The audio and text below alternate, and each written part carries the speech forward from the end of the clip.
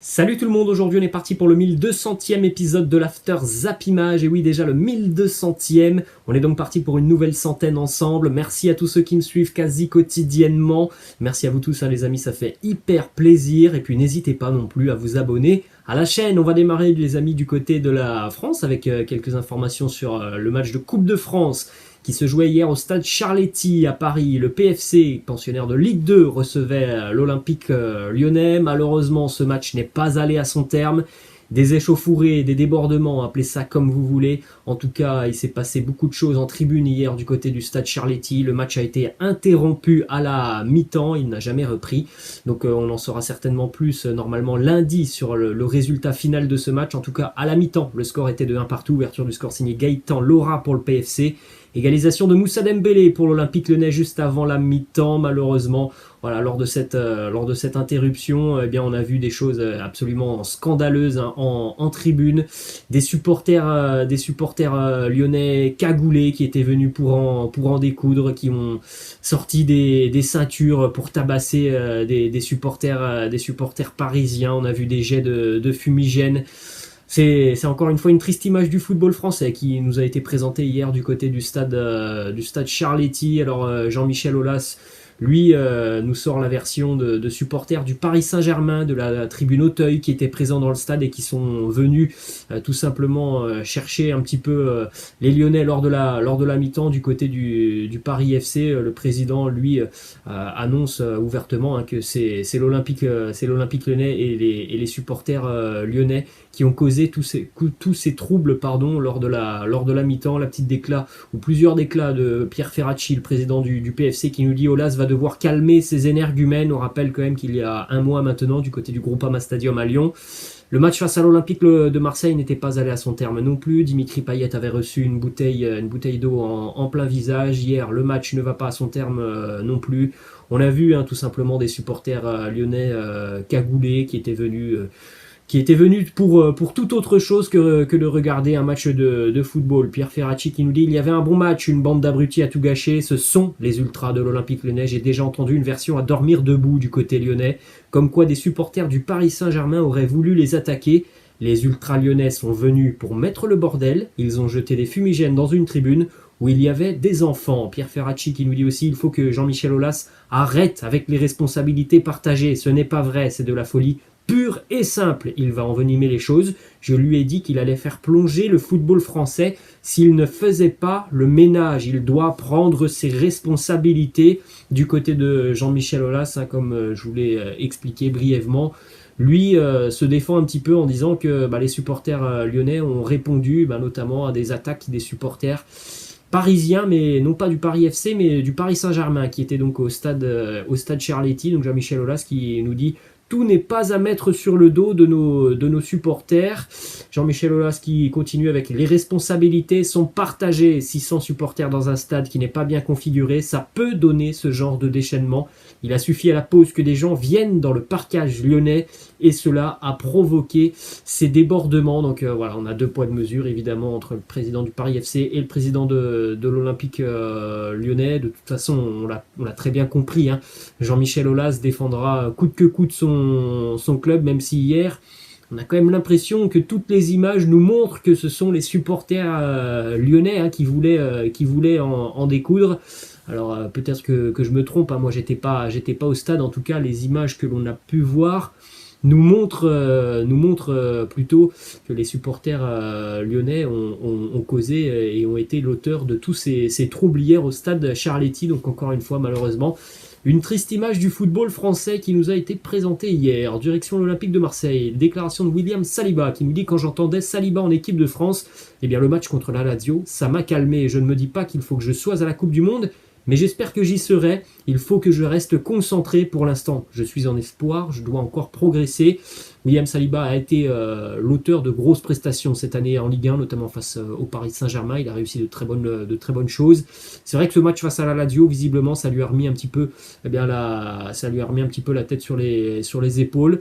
C'est un jeune joueur qui a un potentiel énorme. Après, de là à parler de l'équipe de France, il y a quand même des joueurs qui sont installés avec les Bleus déjà depuis quelques années. Ça semble compliqué, évidemment qu'à l'avenir, William Saliba sera un prétendant sérieux sérieux. Ensuite, une déclaration de Rory Sampaoli qui nous dit: parler français, c'est mon souhait. Je travaille 1 heure par jour pour pouvoir parler la langue du pays. Je ne pensais pas que j'allais être aussi motivé que cela. Je comprends de mieux en mieux et j'espère pouvoir débattre de football avec vous bientôt. Du côté du Paris Saint-Germain, information avant le match de Coupe de France demain du côté du N3, l'équipe de Feni. Sergio Ramos, Xavi Simons et Edouard Michout étaient présents à l'entraînement hier avec le Paris Saint-Germain, donc on pourrait avoir le retour de Sergio Ramos dans le groupe parisien demain, et puis donc la présence de quelques jeunes, puisque normalement Mauricio Pochettino devrait opérer un certain turnover dans son groupe. On poursuit avec une déclaration de Leonardo qui était présent en milieu de semaine du côté de la Sorbonne, cette grande école à Paris. Et Leonardo a fait plusieurs déclarations. Il nous dit notamment: Marquinhos va rester à vie. Il ne veut pas partir. Les négociations entre le Paris Saint-Germain et le joueur et ses représentants ont déjà démarré depuis quelques mois maintenant. Autre déclat de Leonardo qui a répondu à la question d'un jeune étudiant: où en est le dossier Mbappé? Réponse de Leonardo qui nous dit: Kylian est formidable. Ça, vous le savez, il est différent. C'est un joueur unique. Vous savez ce que l'on veut avec lui. C'est clair, on va voir. Bon, voilà, c'est toujours compliqué, visiblement, pour le Paris Saint-Germain qui ne lâchera pas. Évidemment, le PSG va tout faire jusqu'au dernier moment pour pouvoir prolonger le contrat de Kylian Mbappé.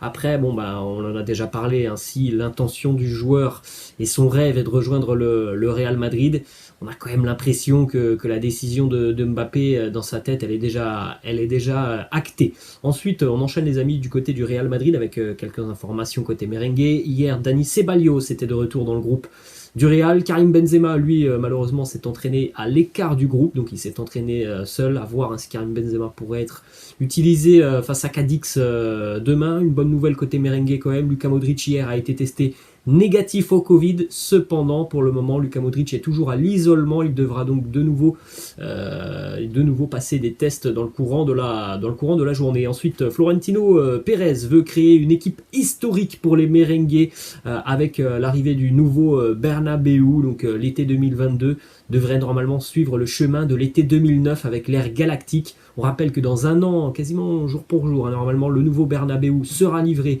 pour les merengues, et évidemment qui dit nouveau stade dit nouvelle ère pour le Real Madrid, qui aimerait donc sur le mercato 2022 réaliser de grandes choses. Donc on peut penser qu'il y aura un mercato complètement dingue, un côté Real sur le mercato estival 2022. On enchaîne les amis du côté de Barcelone, une déclaration de Xavi sur l'avenir d'Ousmane Dembélé. Il nous dit: j'ai eu un entretien avec Ousmane hier et je suis à nouveau très positif. Il veut continuer, il est heureux ici.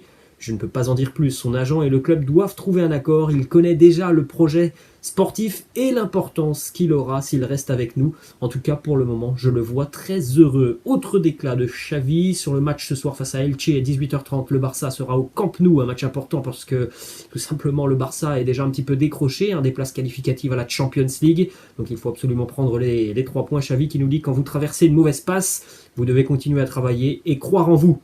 Si on laisse notre peau sur le terrain, les victoires vont arriver. Autre information côté catalan, c'est une déclaration du président de la Ligue espagnole, Javier Tebas, qui nous parle de Erling Haaland et du fait que le Barça soit intéressé par Haaland. Pour Javier Tebas, c'est tout simplement impossible. Il nous dit: je ne pense pas que Barcelone peut signer Erling Haaland. Direction l'Italie maintenant avec la large victoire hier des champions d'Italie. L'Inter s'impose 5-0 chez la lanterne rouge de Serie A, la Salernitana. Grâce à des buts notamment de Ivan Perisic, Denzel Dumfries, Alexis Sanchez, Lautaro Martinez et Gagliardini. Victoire tranquille pour les interistes qui ont largement dominé cette rencontre. Les 5 derniers matchs en Serie A pour l'Inter, c'est 5 victoires avec tout simplement aucun but encaissé. L'Inter prend 4 points d'avance sur le Napoli et Milan. Les interistes sont évidemment de grands prétendants à leur propre succession. Petite statistique sur Hakan Çalhanoğlu qui a délivré 2 passes décisives hier. Après seulement 20 matchs avec l'Inter, il a quasiment atteint donc son quota de buts et de passes décisives de la saison passée avec l'AC Milan. Après 20 matchs, c'est déjà 6 buts et 8 passes D pour le milieu de terrain turc, qui s'est très bien acclimaté avec les interistes. L'Inter a d'ailleurs marqué hier son 100e but en Serie A au cours d'une année civile pour la première fois de son histoire. On continue les amis du côté de l'Allemagne. Là aussi une démonstration hier pour le Bayern Munich qui s'impose 4-0 face à Wolfsburg. Thomas Müller, Upamecano, Leroy Sané. Il y a un petit but en toute fin de match pour Robert Lewandowski. Le Bayern n'a fait qu'une bouchée de Wolfsburg, même si la première mi-temps a été un peu compliquée pour les Bavarois. Robert Lewandowski a donc battu le record de Gerd Müller. Il a inscrit hier son 43e but en Bundesliga sur une année civile. Ensuite, en ce qui concerne Leroy Sané, eh bien, lui a déjà fait mieux que la saison passée alors qu'on est à la mi-saison.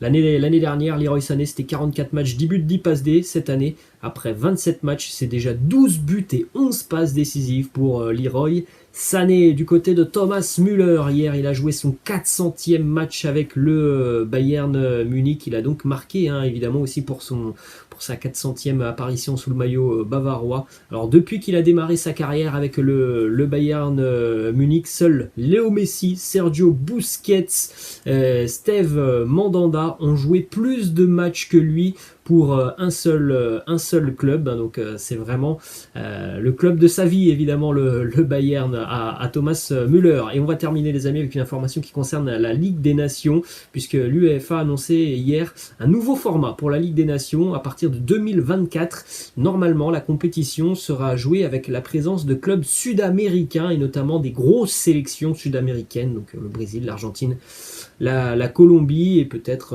encore l'Uruguay ou d'autres grosses sélections sud-américaines. Voilà les amis, la fin de cet After Zap Image. J'espère que ça vous a plu. N'hésitez pas comme d'habitude à lâcher un petit pouce bleu. Je vous laisse et je vous dis à la prochaine. Ciao.